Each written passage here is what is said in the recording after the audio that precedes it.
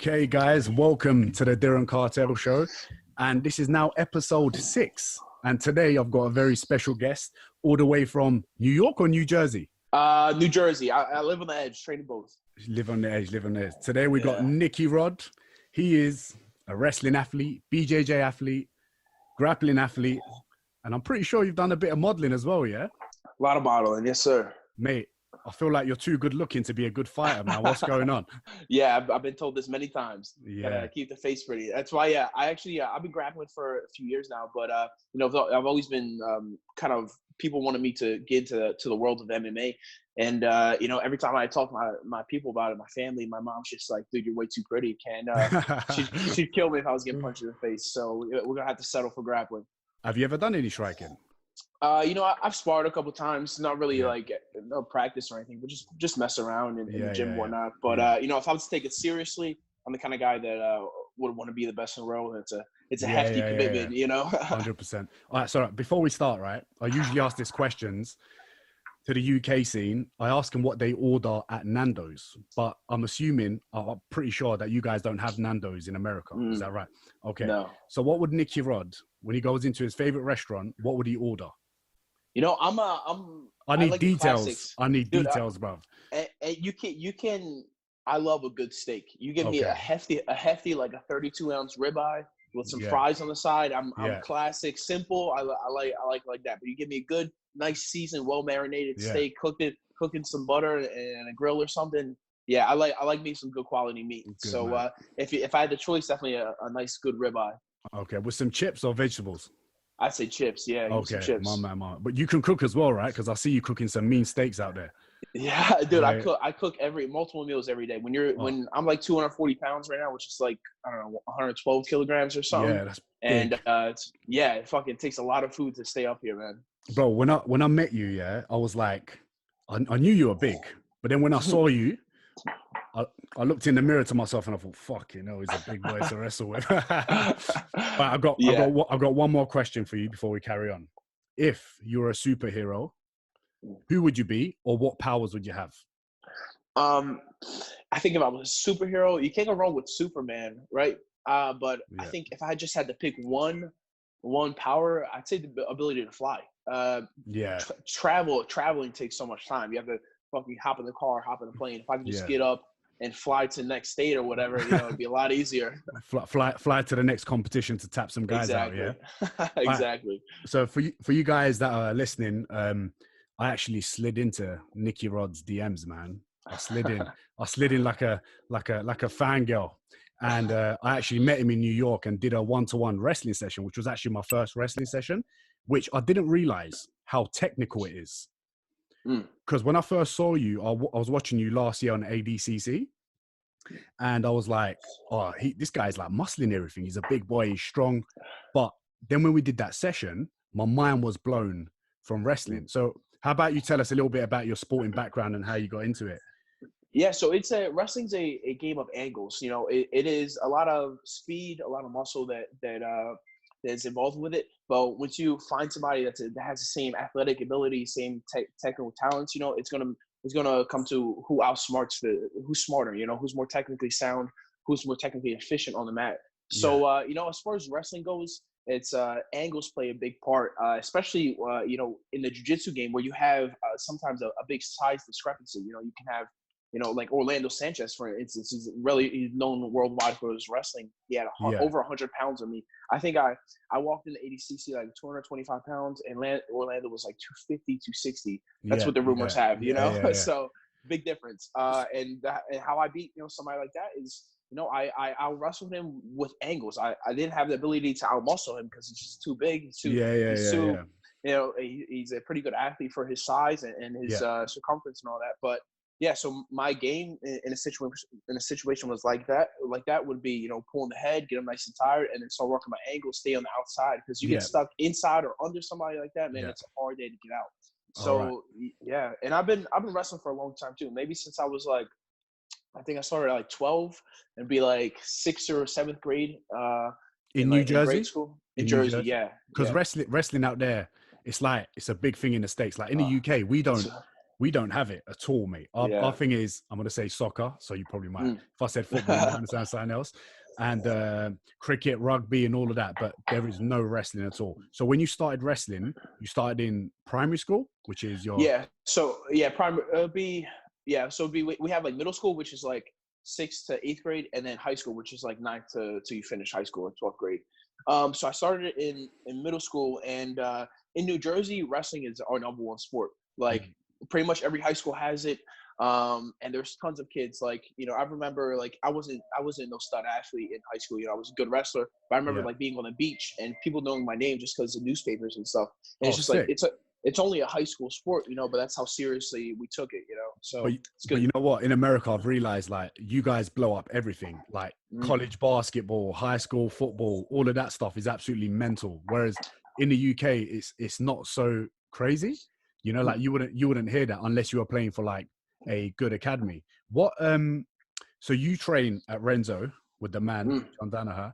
And how far, you know where we trained, where you did that session with me in New York? Yeah. How far do you live from there? So right now I literally only live like 15 minutes, but Okay. up until about 4 months ago, Yeah. I was literally driving fucking 6 hours round trip. So I was driving 3 hours to get to Hensel Gracie, practice for 3 to 4 hours, and drive 3 hours back home, go lift, and then restart the day, you know. And amongst that, having to pack meals, cook when I can, and fucking keep the size up, you know, because I'm in such a heavy division. I have to be as big as possible. Yeah. But yeah, I honestly, like, I was fucking piss poor up until ADCC, man. After I medaled at ADCC, you know, life changed. I was able to make enough money to support my training, to support my, you know, my family, whatever, and fucking able to move up here, up to New York, and you know, be able to be fully committed. So were you working like before you started getting like sponsors and being able to do stuff on Instagram before you gained some followers? Were you doing like a part-time job? So I always kind of had not so much a plan, but I had like an outline, right? Okay, when I was like when I was like right after college, because I only did like 1 year of college. I wrestled in college 1 year, and then I did like a year or semester of community college while I was like figuring shit out. So after my first year of college, I saw Instagram. I saw these people fucking making money on social media for free. I was like, this is ridiculous. I'm better looking than these people. I'm more in shape. That should be me. So I just watched a bunch of YouTube videos of like how to gain following on social media. Yeah. So I was like, all right, fuck it. I'm gonna make a commitment. Yeah. I started posting a picture every single day with a bunch of fucking hashtags, tag everybody. I was like, I'm gonna do this every day forever until I get a following. So pre-jiu-jitsu, I had like 25, maybe 30,000 followers, which is a ton for somebody like me. My high school, we graduated fucking 75 kids in my senior class. Oh, really? So somebody like me have 30K from the fucking countryside of Jersey, you know, it's a big deal. So amongst building that, I was working at Home Depot and then bouncing at like a What's Home Depot? What's that? Home Depot is like if you have to fix shit in your house, you go there and get lumber, wood. Okay, yeah. So I was fucking mixing paint for like $7 an hour or some shit like that. Oh, so, snap. Yeah. Fucking minimum wage. So I was at Home Depot mixing paint during the day, while going to community college, and then fucking bouncing like 4 days a week as well at some club. So while doing that, I was gaining a little bit following on social media. Finally, I was able to like kind of get a couple sponsors, as far as like I was give some people some shout outs and make a couple bucks during the month. Yeah. So once I quit, like I just end up leaving Home Depot and kind of all the other work one day. I was like, I'm gonna pursue this modeling thing. So I end up just kept posting a bunch of pictures online. I hit up Wilhelmina, which is fucking #1 agency in the world for modeling sports agency. Oh, okay, exactly. Yeah. So I DM'd them, and then I fell out like an application. 2 weeks later, Wilhelmina got back to me and invited me in, and fucking they signed me. So right now I've been signed with Wilhelmina for like 3 years. But sick. So after I signed with them, I was like, all right, this is getting serious. I can fucking make some money. So now I was making like, still not a lot of money, but I was getting like maybe a shoot a month, which would be like, I don't know, like $1,500, $2,000 a month, which is they'll like, pay for your expenses, and so you can train and keep working hard. So you're a go-getter. Yeah, bro, make it happen, man. I was like, it was like just enough money for food and gas to like get up to the city. You know what I mean? So amongst that, I guess I kind of like found, like, I had a friend that was training jiu-jitsu while I was bouncing. Yep. And right before I left bouncing, he convinced me to go to like a jiu-jitsu practice. I was like, all right, fuck it. I literally just Yeah. went there and destroyed everybody. I was like, all right, this is a good sign. If I'm Was destroying all this at Renzo or was this at another gym? No, this was it's called South Jersey Brazilian Jiu-Jitsu. It's a Renzo Gracie affiliate, so one of the Okay. black belts runs it. Yeah. Okay. But yeah, I just went in there and like destroyed everybody, like, without Yeah. even trying. Had no knowledge of jiu-jitsu, you know. Yeah. So yeah, I just kept going back, and then every time I went back, I kind of learned a little bit more about the sport. They're like, yeah, like you could actually make money doing this. They told me some about ADCC, some about IBJJF, which are just different associations for jiu-jitsu. And you know, I just made the commitment. I was like, fuck it, dude. If you guys can give me the connection to like the best schools around here, I just started literally hopping around from school to school. Like I was at South Jersey BJJ like 3 times a week. I was at Ricardo Almeida's, which is another Renzo Gracie black belt. There about 2 times a week. Grindhouse MMA, and then I would go to Renzo's or Tom the Blasters whenever I could. So amongst that, I just kept, you know, rotating. I train with the best guys in the area every single day, twice a day. And then come ADCC trials, I do the trials, or I do the East Coast trials. End up taking third at 6 months with jiu-jitsu. I end up taking third at the East Coast trials, which is a big deal if you're like a nobody. You know, it's not a win. It's not a win where you can make a lifestyle out of. You know, you can't make a lot of money taking third at the trials, but it kind of gets your name out there. You know, so when I went into the West Coast trials, people kind of knew who I was. They were like, "Oh, this guy took third with only 6 months. Let's see how he does." You know, so Flo had a camera on me. And I had a couple other people that kind of knew who I was, and I ended up winning the West Coast trials and kind of solidified my spot in going to which is the Olympics of Jiu-Jitsu. You know, ADCC. So for the guys that are listening that don't know what ADCC is, it's the Olympics of like no-gi, and it's, I would say, the Champions League of no-gi. So it's a big thing for someone that's has only trained for what, 6 months or something before? Yeah, it was 6 months at the time. 6 months, and then go into the Champions League of Jiu-Jitsu is like pretty crazy. But it shows you're athletic and a hard worker, because I can tell from, I mean, traveling a couple hours just to go train at Renzo is crazy. Because when I first went to Renzo, I felt like I stepped into the Lions Den. I was walking around Billy Big Bollocks, thought, oh, I'm a blue belt, I'm all right, I'll manage. I walked in there and I was like, oh my God, I've never seen it's a different world. So many killers in one place, you know, but it humbles you, right? And that's why, for sure. And that's why, like, jiu-jitsu and doing like sports like MMA, jiu-jitsu, striking, whatever, you realize that probably one of the most humble athletes in the world are actually fighters.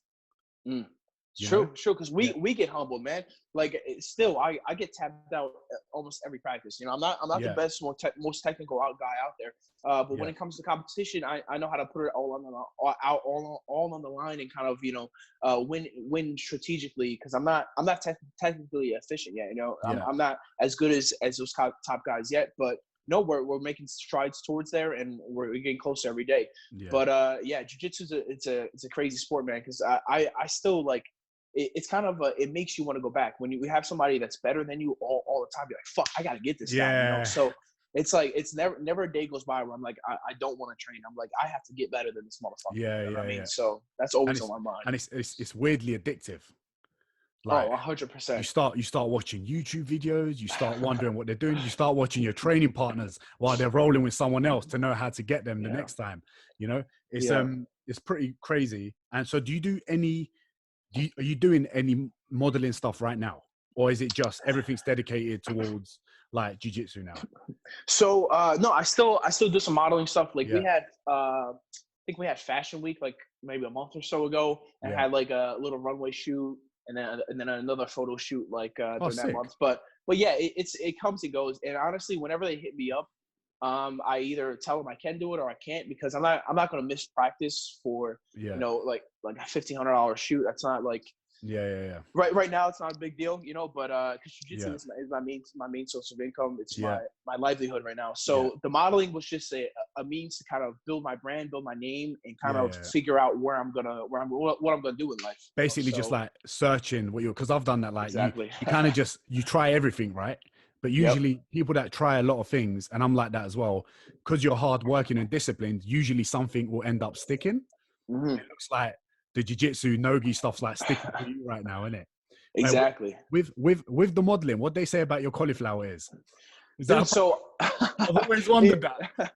it was kind of an issue, but people know like know how bad it is like before they book me. So like they'll see my portfolio and stuff, they see the ears, and now I'm in the section where it's strictly sports and fitness in Wilhelmina. So they Yeah. want the tougher looking guys. They don't want some Okay. skinny like runway model, you know. So Yeah, they yeah, know yeah, I'm yeah. big and bulky and a little beat up, but that's Yeah. kind of style they're looking for. Yeah, yeah, that's good. Yeah. So a few months ago, I saw you did a post, right?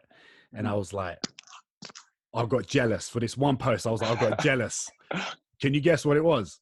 I don't know. Was it a puppy? Was it No, it wasn't a car post? puppy. We'll get onto the puppy. It was featuring on the Joe Rogan podcast.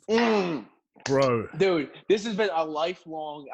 Dude, I remember when I first started jiu-jitsu, I was like, this motherfucker needs to find out who I am. I was like, I was I like, was determined, bro. I was listening, and then I was like, no, I need to watch this on YouTube because I wanted to see if he like bring you up on your photo and everything. And they were talking about you for like a good 5-6 minutes, and I was like, oh my days, Joe Rogan knows about Nicky Rod. That's a crazy achievement for me. Dude, it's crazy. Crazy. Dude, only took 2 years of jiu-jitsu, 2 years of grappling, Yeah. and fucking already, you know, they're talking about me on the podcast. I got on King and the Sting was talking about me like a couple days ago on their podcast, which is Brendan Schaub and Theo Vaughn. So yeah, good shit, man. I'm gonna stay active, stay in the eye of the public, and keep on building that brand, man. But I guess it's that, like, do you know, that winning attitude, like, that drives you? Because nowadays you get a lot of, like, I see a lot of parents with kids, and I'm not saying it's wrong, but it's like, it's okay, you did well, as long as you take part. It doesn't matter if you don't win, which is fine. But I feel like it makes a lot of people very soft and not driven. Oh, definitely. Don't you think so? So I feel like you're just like, you know what, I don't care what's gonna happen. Even like, if you, because you were probably you were an underdog at ADCC, right? No one. Dude, no, I was supposed to lose every single match. I was not supposed to win any match, you know? So going in ADCC, because I was such an underdog, they gave me the hardest bracket. I had 3 or 4 of the best heavyweights in the history of the fucking sport. It was like, I had Duarte in my bracket. I had Orlando Sanchez, Muhammad Ali, and then Cyborg. And just every match was a super fight. You know, every single second was a battle for fucking whoever's gonna win. You know, so it definitely made me who I am. But don't you reckon, like, you know, sometimes when and I've been in situations where you're the underdog and the person across you has got so much more to lose than you have, and you feel like people that are way more experienced, they think about things too much instead of just, say, passing the guard straight away. Or there's that element of doubt, which is probably the worst thing. I don't know what you think about that. But like, when you go into these competitions as an athlete, how do you prep yourself before? Other than the training and everything, like, how would you prep yourself? So besides the training, like the training is really important in the aspect of like, in your training, did you cover every aspect that you need to? Did you leave room for doubt? You know what I mean? Did you miss a session? So in your, like, I make sure I don't miss any fucking sessions. Like, we've been quarantined since this quarantine. I have not missed a practice. You know what I mean? 7 days a week, every single day we train. So like if I was to miss a day, in my mind, I'm like, fuck, I missed that day. I'm missing something. That's when, for me, that's when doubt starts. So like in preparation for competition, I say I'm not gonna miss a fucking practice. Every single day I'm training, I'm getting better. So progress is the only kind of thing I'm gonna see, you know.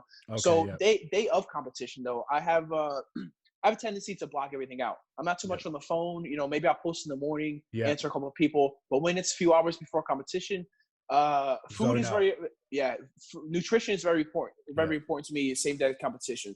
So same day's competition, I do pretty much all vegetarian. I do like berries all day. So raspberries, strawberries, fucking blueberries, all the kinds of berries throughout the whole day. Water, heavy electrolytes. I do some Gatorade. But as far as a mental aspect, I just see another body in front of me. I anticipate kind of what they're going to do in an aspect of, are they going to pull guard, play legs, or are they going to stand up and wrestle? You know, so I take kind of that outline of the match and then go with it through there. Yeah. But pre-match, I always kind of I like to boost my confidence. You know, I say I'm gonna fuck this guy up, no problem. Yeah. Like I remember before like the Cyborg match, I was just telling myself, I was like, there's no way this fucking 45-year-old, 50-year-old dude is gonna fucking beat me. You know, Yeah. I eliminate all doubt from my mind and have. I only have room for confidence and positive thoughts and feedback. So I think being very positive with yourself, they have a match, boosting your own confidence, and kind of staying in your own bubble, or kind of help you out in the long run. Yeah, because like I feel like a lot of people, when even the slight thought of I might lose this, it sets you up for losing, right? Definitely. Have you ever had that going into like, was there any competition that you went to and you were like, you know what, this is going to be a tough one. I don't feel like I can win this. Have you ever had that mentality? I've only been like, I think I'll say like, I can't fucking lose. Like, like in my mind, I'll say like, if I'm down a point, or I think this guy's like really good, or it's going to be a tight match, I'm just like, I keep telling myself, there's no, like, you can't let this guy beat you. Like I'm running away, not like I'm fighting to win, but I'm fighting to, like, I'm so scared of losing.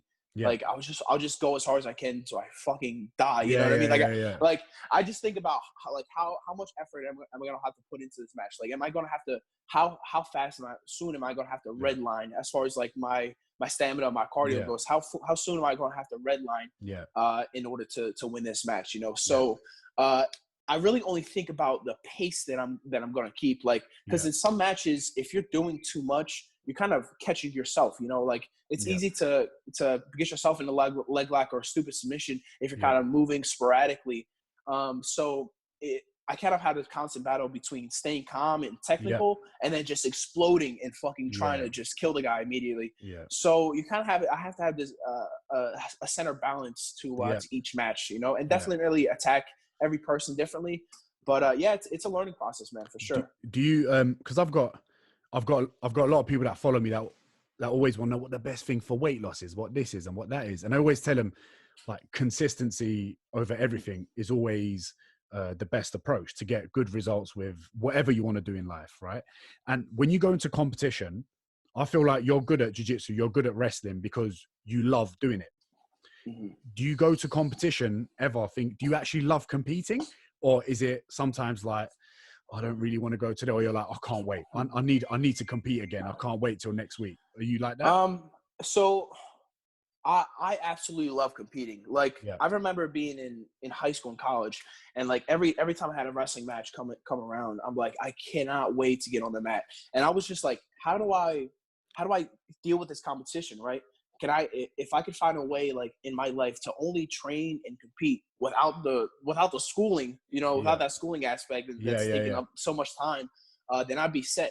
And I'm just happy I found a way to do that, man. I've always loved competition. I feel like you train so hard, and competition is the only way to really show, you know, that what you're doing is working. Because you have a lot of gym warriors, man. A lot of guys that be like fucking world champs, world-class grapplers inside the gym, and you put them on competition stage and they shit the bed. They get nervous. They don't know how to compete under pressure. And that's where exactly, bro. And a lot of professionals can't compete under the lights, man. Like for me, I have a ability just to block out the pressure, and never really think about it, because I've had so many wrestling matches, so many tough matches that I was either supposed to win and lost, or vice versa. So I've had a lot of adversity and independency in my life because of the sport of wrestling. So I think jiu-jitsu, kind of the competition aspect, definitely came rather natural to me. Yeah, and it affects everything else you do in life, innit? Like when you're walking around, you feel confident, you feel disciplined, you feel strong, right? It makes a big difference. Yeah.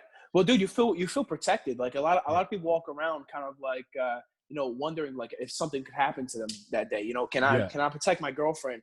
If I get in a fight, am I going to get beat up? Like, if you have a little bit of jiu-jitsu, even a couple days, you know, you know, a few techniques, dude, can save your life, save your girlfriend's life. That's right. You know, a little bit of knowledge goes a long way, especially in hand-to-hand combat. Yeah, I'll tell you what goes a long way: when you get some cauliflower ears and you take your headphones off, and no one's going to fuck around with you.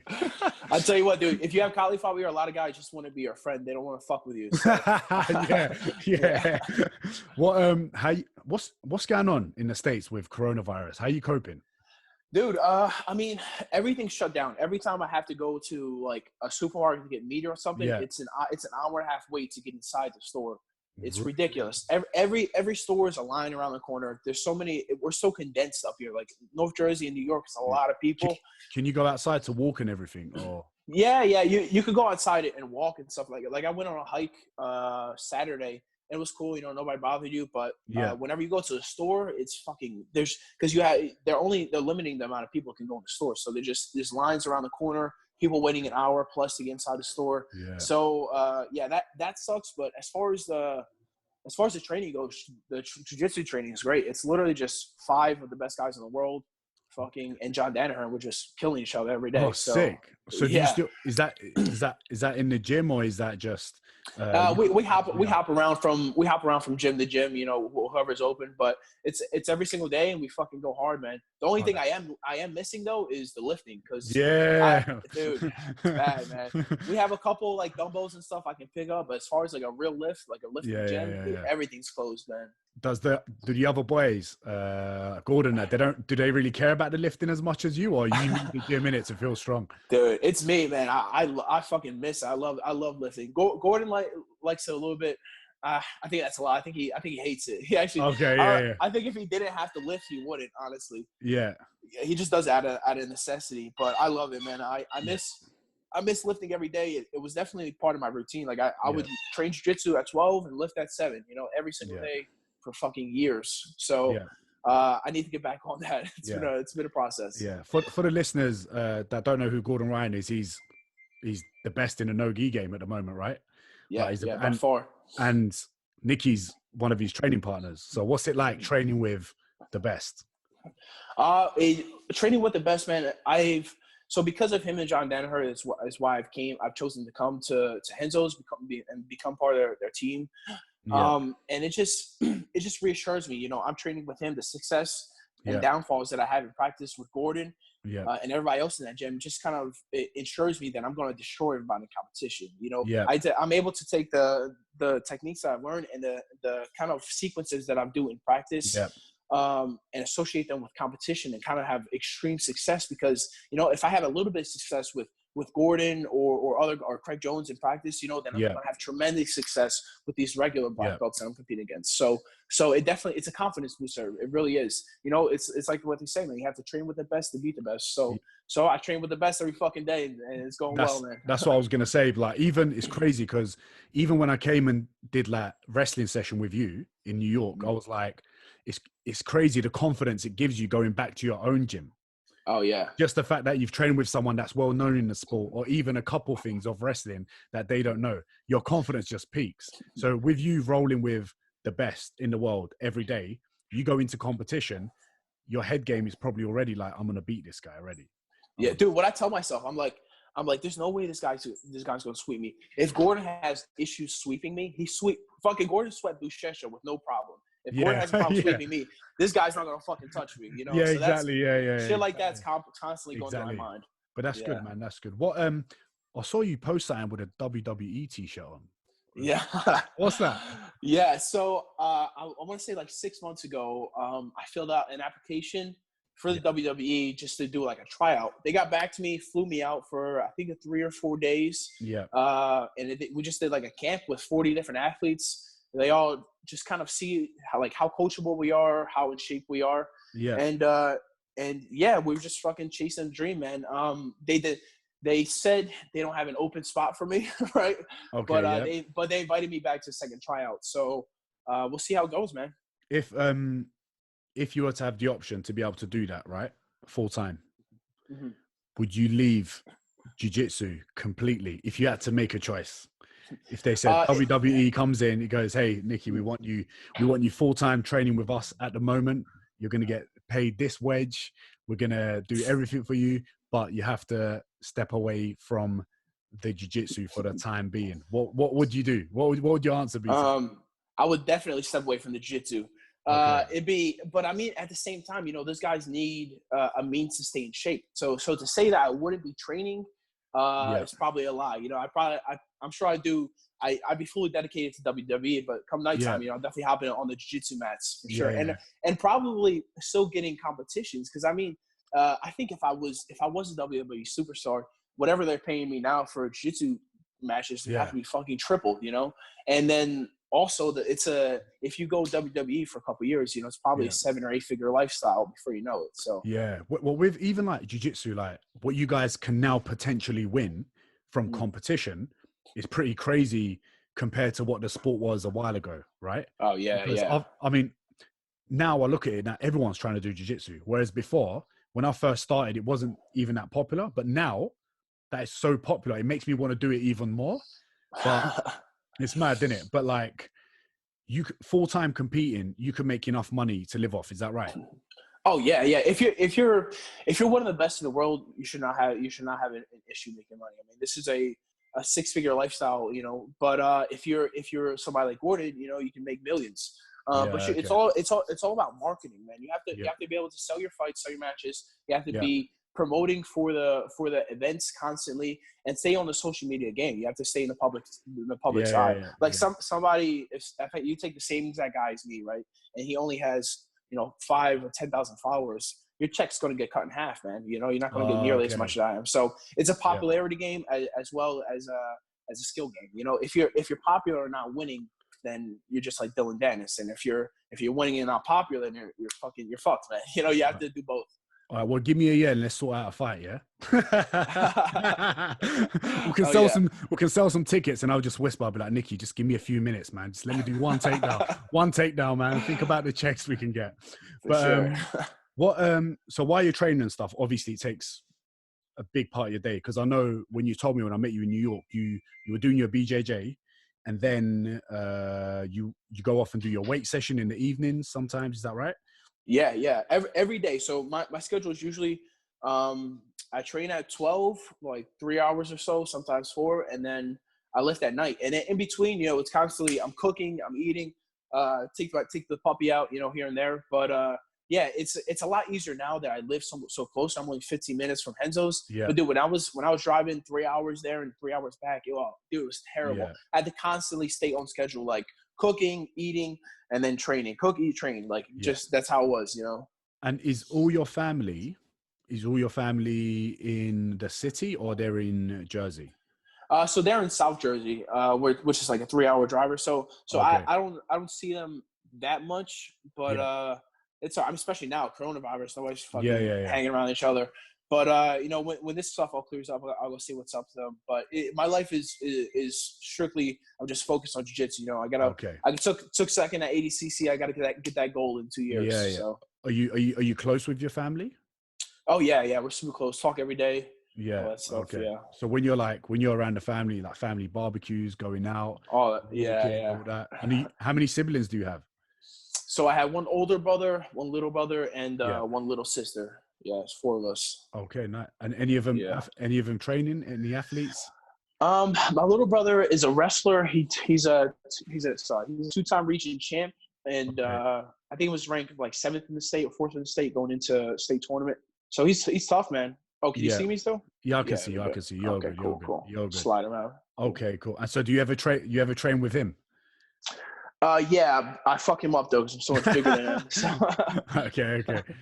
Does I heard you got a new family member? I do.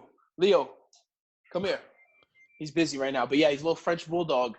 He's cool, man. He's got a lot of personality. Yeah. And nice and lazy. I actually took him on a hike like last Saturday. Yeah. And it was a 10-mile hike, and I literally had to carry him like 9.5 miles. I was gonna say, French bulldog. French bulldog. Yeah. They're not gonna walk that at all. No. Dude, he walked for like 20 minutes. He looked at me. I was like, all right, I got you. I just picked him up. I just held my arms 10 miles straight, fucking killing it. It's good. For some reason, I wouldn't expect a guy your size to have a dog like that. But it makes it look even better, though, right? Yeah, I'm stuck in the city, man. I need a friend. I have a couple big dogs back home. I have like a German short-haired pointer. I have a Weimaraner and a chocolate lab at my parents' house. But they're too big for this apartment for sure. Yeah, those are farm dogs, you know. Yeah, and what? Okay, so where do you want to be in, like? I know this is like, you probably get this question all the time, you know, in podcasts. Like, where do you see yourself in 3-4 years? Because I see you're doing your jiu-jitsu, you're doing all of that, but I see you making moves on I see you got a YouTube channel now. I know you're banging stuff on Instagram, and I can see you've got a lot of hustle. And I feel like you'd want to do more than just jiu-jitsu in the future. So tell me about some things that you would want to do. I'm all about kind of spreading your audience. You want to hit every aspect that you can, and I feel like social media is just so good for that because it's really it's a free way to build your brand. YouTube, Instagram you don't have to pay to make an account. You just fucking have to be consistent and do it. That's right. So yeah, I have the podcast coming soon, the YouTube channel. I just started a couple weeks ago. But I don't know, man. I'm just gonna do an episode, YouTube video a week, podcast a week, forever. Every week forever, and just see how it goes. Eventually, it's gonna catch on. Exactly. Just consistency, bro. That's it. Just kicking with a wing. Just keep swinging punches. And exactly. Then something's gonna pop. Yeah, I mean the plan is to make as much money as possible, so you can do whatever you want, whenever you want. So, pick up some sponsors for the podcast, for the YouTube. Yeah. And have a nice, rich, wealthy lifestyle. That's the plan, man. So when you make the money, I'm not gonna say if, I'm gonna say when you make the money, right? Are you gonna be looking after your family? Have you got a girlfriend? Are you live on your own or? Yeah, so I live with my girl right now, but definitely look after our family. I mean, my whole family's hustlers. My dad works hard, makes good money, so I don't have to worry about them in that aspect. They'll definitely be taken care of. Okay. But for my own selfish purposes, I want a lot of nice things, and I want to be able to go wherever I want, whenever I want. So okay. I just have I have many small goals, many long-term goals. I just want to be. Have you traveled? Have you done any traveling yet? Honestly, just for jiu-jitsu, but I've traveled a ton. I mean, in the last year, I've been to UK like 3 times. Okay. I've been all around the US, tons of different states. But yeah, dude, I mean, I literally I would be on a plane like 3 or 4 times a month. Oh, really? Yeah, from like September up until this quarantine, like 3 or 4 times a month, I was on a plane. Competitions, seminars, like fucking busy. So man. When you came to the UK to compete, when you anywhere you fly, when you go over, do you take a couple of days off where you kind of see what's happening? Like when you came to the UK, did you go and check out anywhere in the UK, or is it I'm competing and I'm going back home? That's it, bro. So like when I go to UK, I'll land. Say I compete on Saturday, I'll land Thursday like early in the morning. I'll either have I'll probably have a seminar on Friday, compete Saturday, and then roll out Sunday. So we be busy as hell, man. It's just in and out kind of deal. So would you so you're doing coaching? I know you did a session 1-to-1 with me, but do you do any coaching at all? Yeah, I do seminars here and there, but majority of the stuff is I do privates here and there, but majority of stuff is seminars. So it's not uncommon for me to have 30 or 40 people show up to a seminar and just teach a bunch of wrestling, a little bit of jiu-jitsu, and kind of help everybody improve in their own certain ways. And it's something that maybe you'd look into more as you get older, or honestly, every time I was competing, I was planning a seminar. So I was having like 2 or 3 competitions a month. I would do 2 or 3 seminars a month. Just every time I booked a competition, I booked a seminar right next to it. So it just worked out that way. It's the easiest way to do it. Don't you find when you coach, right? Like me, when I coach someone, it's weird. It makes me better. Oh yeah. It's like it kind of reassures you of the things that you're doing and makes you a better athlete as well. And it's like it's such a good way to intertwine together. It's so easy to just react, So sometimes when I'm doing jiu-jitsu, when I'm grappling, especially when I'm live, I'm not so much thinking. I'm kind of just doing, trying to get the sub, trying to get the back, trying to get some kind of momentum going. And when you're coaching, it's kind of you have to slow it down and say, okay, this is a more detailed, more descriptive way to kind of exploit this move. So I do think it helps you to learn more and learn in a different way. And it really does go a long way. Like a lot of people don't know how to talk to other people and or kind of get their words across the right way. So coaching consistently will kind of help you out with that, man. Well, that's why I wanted you on the podcast, because when I met you, I didn't know what to expect, but I was like, I didn't know if you'd be very talkative. I didn't even know if you'd be a good coach, to be honest. I was like, maybe he's just a good athlete, but it just shows that because you've got the people skills to coach, and a lot of coaches, they don't actually have that, which is always, it's hard to teach someone a skill if you don't have people skills, because when you get a message across, you got to be like you'll talk differently to me when you're teaching me something about wrestling compared to say how you speak to your brother or something like that, right? Exactly. And it's great to have good people skills for that, and you've definitely got it. I just want to say thanks for coming on, bro. It's been Anytime, man. Thanks for having me. It was a good time, man. no, it's been a lot of fun. When I met you, I was like, oh, this guy's a nice guy. And sometimes it's when you send people messages on DMs on Instagram, you always wonder what they're really going to be like. So I just want to say you're a top guy. Thank you for coming on. Can you tell people where they can find you? Instagram, YouTube, whatever you want to promote, bruv. Go nuts. Oh, my man. All right, guys. You can follow me on Instagram at Nicky Rod 247. You can check out the YouTube channel, Nicky Rod All Access. We're dropping mad content, a video a week, and I have podcasts coming soon, merchandise on the way. So yeah, just Nicky Rod All Access, YouTube, and then Instagram at Nicky Rod 247. Yes, my man. Anyone who goes to New York, you need a one-to-one wrestling session. I'd make sure you go see Nicky. Thank you, Nicky, for coming on. Top man. Take it Yes, sir. easy. Thank you, buddy.